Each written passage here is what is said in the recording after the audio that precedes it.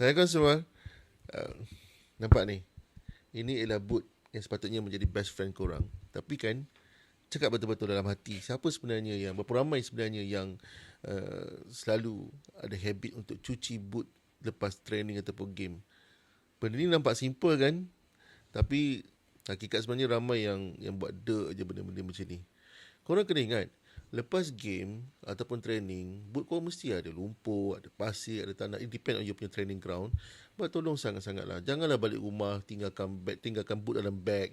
Lepas next training tu baru nak buka balik. Boot ni bukan sekadar korang punya kasut. Ia adalah weapon korang, senjata korang dalam padang. Kalau korang jaga senjata korang ni, dia pun akan jaga kaki korang masa main. Barulah ada, orang kata apa, ada connection. Okay? Please, cuci. Cara nak cuci pun dia ada cara dia. Kalau lumpur tu tebal sangat, janganlah kau hentak-hentak boot tu dekat dinding, dekat tiang gol ataupun dekat lantai. Rosak nanti start tu. Okay, gam pun dia boleh lekang. So cara paling selamat, cari ranting kayu ataupun yang ada kat tepi padang tu, ataupun kalau kat rumah chopstick ke pen lama pun cungkil, buang perlahan lumpur dekat start tu. Jangan kasar-kasar. Alright. Bila lumpur tu dah clear, and then barulah basuh. Guna air biasa, gosok dengan berus yang lembut, or at least ambil buah gigi lama pun tak apa. Okay? Kalau kotor begitu sangat, dan letak sabun sikit. Tapi ingat, jangan rendam dalam baldi, jangan guna peluntur, jangan guna bahan yang pelik-pelik. Ini semua boleh rosakkan boot korang.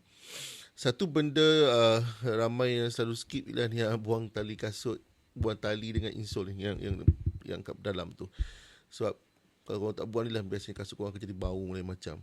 Lepas siap cuci, lap dengan towel, okay, masukkan surat khabar ke kertas ke untuk diserap air, dan juga boleh jaga bentuk kasut.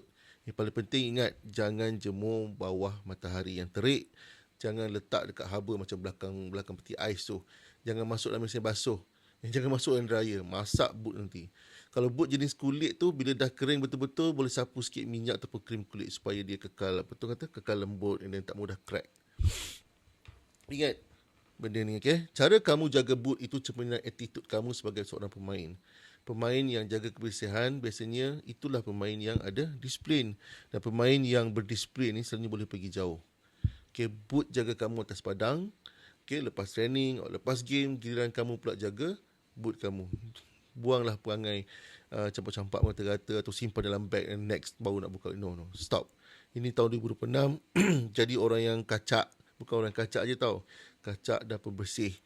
Kacak tapi pengotor, tak ke mana dik. Alright. 2026 berubah jadi orang yang ada attitude, yang jaga kebersihan, yang bila datang training, datang game dalam keadaan yang kemas and ready untuk perform. Alright. Assalamualaikum.